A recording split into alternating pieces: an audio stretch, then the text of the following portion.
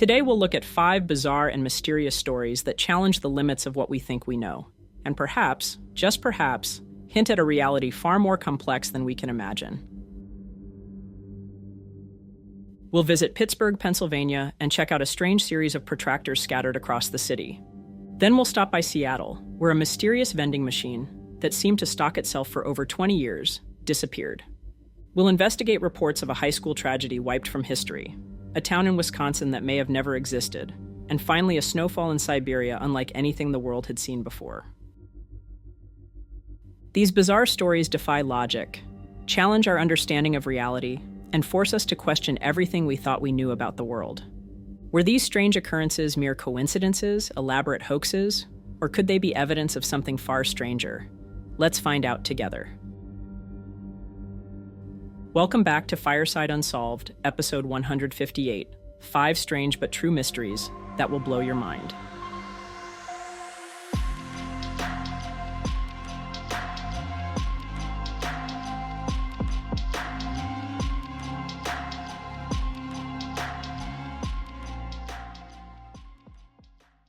In 2011, something strange began appearing on and around the streets of Pittsburgh, Pennsylvania. Small, colorful protractors, painted in shades of green, red, yellow, white, pink, and purple, started showing up in unexpected places. They were everywhere, glued to bridges, traffic lights, on the sides of trash cans, mailboxes, and even seemingly random stones. These protractors were hidden in plain sight, out in the open, yet easily overlooked. At first, they seemed to be completely random in their placement around the city, but a closer look revealed something peculiar. Each protractor was individually numbered, with the highest number found being 500. The largest concentration of these mysteriously placed protractors was found in the Polish Hill neighborhood of Pittsburgh, yet no area of the city was untouched. As word spread, speculation grew. Maybe they were some kind of art project, or possibly a puzzle.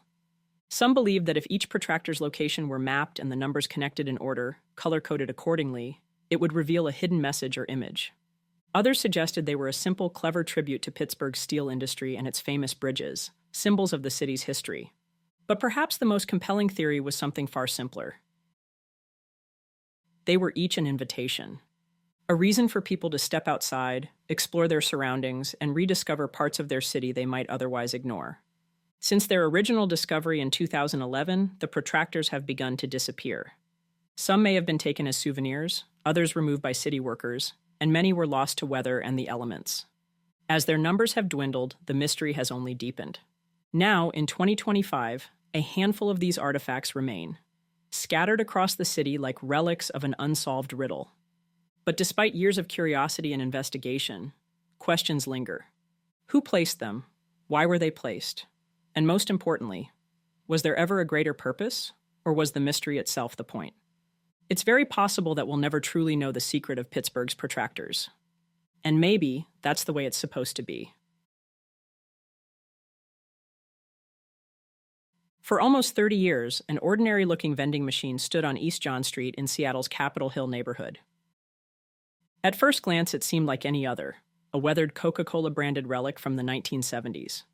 But this machine was anything but ordinary. Instead of the standard selection of sodas, it dispensed rare, unusual, and long-discontinued drinks. And the strangest part, no one knew, or knows, who stocked it. For years, the Capitol Hill mystery soda machine baffled both locals and visitors. With each press of a mystery button, customers would receive an unpredictable selection, obscure brands, flavors long thought extinct, and drinks that seemed to appear from nowhere. It ran on electricity supplied by the nearby Broadway locksmith, but the store's employees insisted they had no idea who maintained the machine. Speculation has run wild. It could be the work of a devoted collector, an ex-employee of a soda company, a prankster. Some even have gone as far as saying it was supplied by some kind of underground soda syndicate. First appearing in the late 1990s, the vending machine started with only one mystery button. As its legend grew both locally and around the world via the internet, all 6 were eventually replaced with mystery options. Over the years, prices crept up, from 55 cents in the 90s to 75 cents in 2014, and finally to $1 in 2018, coinciding with Seattle's sugary drink tax. Then, on June 29, 2018, the Capitol Hill mystery soda machine vanished. It wasn't vandalized, stolen, or removed in a rush. It was taken with care, its electrical connections carefully severed. In its place, a simple note was left behind. Went for a walk. Not long after, a message appeared on the machine's Facebook page. Going for a walk, need to find myself. Maybe take a shower even. Who wrote it? No one knows. Now, years later, the machine remains missing. Despite rumors, sightings, and endless speculation, it has never returned. Is it still out there, waiting to reappear when the time is right? Only one thing is certain. The Capitol Hill mystery soda machine left more than just cold drinks in its wake. It left behind a legend. In the depths of the internet, a chilling rumor persists. A mass tragedy, erased from history. No news reports, no survivors. No records of the event ever taking place. It's known only as the 2006 Volleyball Incident. According to online claims that first surfaced in 2006, a mass casualty event took place during a high school volleyball game somewhere in the Midwest or Mountain West. Maybe Nebraska or possibly one of the Dakotas. The alleged death toll was between 17 and 24 people. And yet there is no proof. No official reports. No grieving families. No memories of the victims. If this event truly happened, every trace of it was erased, covered up so thoroughly that even those who should remember have forgotten. This unsettling claim has fueled rampant speculation. Maybe it was a case of mass memory suppression, similar to the Mandela effect, or something even more bizarre, an experiment in controlling perception and rewriting history. Despite years of online debate, no definitive evidence has surfaced. Was the 2006 volleyball incident real? A hoax? Or something else entirely? The truth remains buried, if it ever existed at all. There's a town that some claim once stood in the heart of Wisconsin, a town that existed, and then one day, it simply didn't. This town was named Doveland. Doveland, Wisconsin is supposedly a place that has vanished so completely, there is no official record that it was ever there. No maps, no documents, nothing. Yet whispers of its existence persist. People claim to remember it. Some even say they have proof. A souvenir mug. A t-shirt with the town's name printed across the front. But how can a place that multiple people say they remember just vanish off the face of the earth? Some say Doveland was erased due to a catastrophe, a natural disaster so devastating that the town had to be wiped from history. Others suggest a flood, perhaps caused by a dam failure, buried the town beneath the waters. But if that were true, surely there would be records of the event. Then there are the darker theories.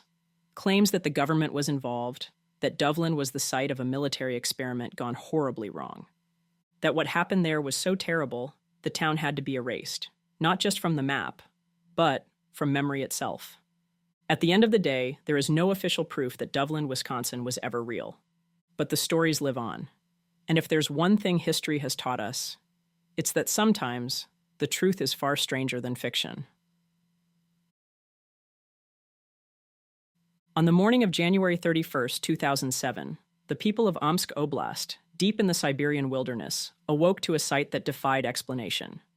What should have been a fresh white snowfall had turned an unsettling shade of orange. The phenomenon wasn't isolated. Over 1,500 square kilometers across Omsk, Tomsk, and Tyumen were blanketed in the bizarre, rust-colored snow. At first, locals were pretty confused by what they were seeing. But then, as they examined it more closely, confusion turned to concern. The snow wasn't just an unusual color. It had a foul odor and an oily, almost greasy texture.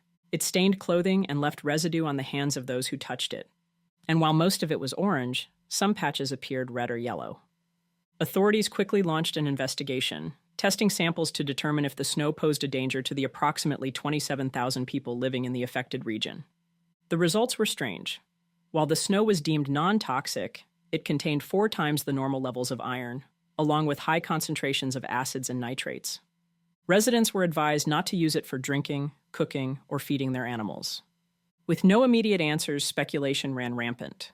Some believed it was caused by industrial pollution, perhaps waste from nearby metallurgical plants.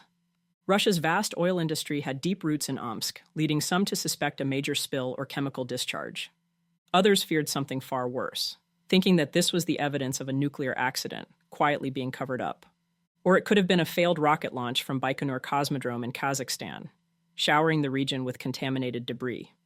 Yet, as more tests were conducted, a less sinister, but still remarkable theory emerged. Scientists began to suspect that the mysterious snowfall had been caused by a massive sandstorm in Kazakhstan, which had swept fine particles of sand and clay high into the upper atmosphere. As precipitation formed, these airborne minerals mixed with the falling snow, staining it orange before it reached the ground. But even this explanation left questions unanswered.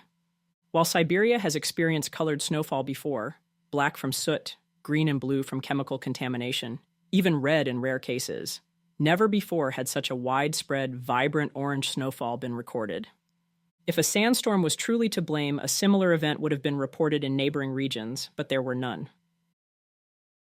To this day, the Siberian Orange Snow of 2007 remains a topic of debate. Was it a natural anomaly, an industrial accident, or something else entirely?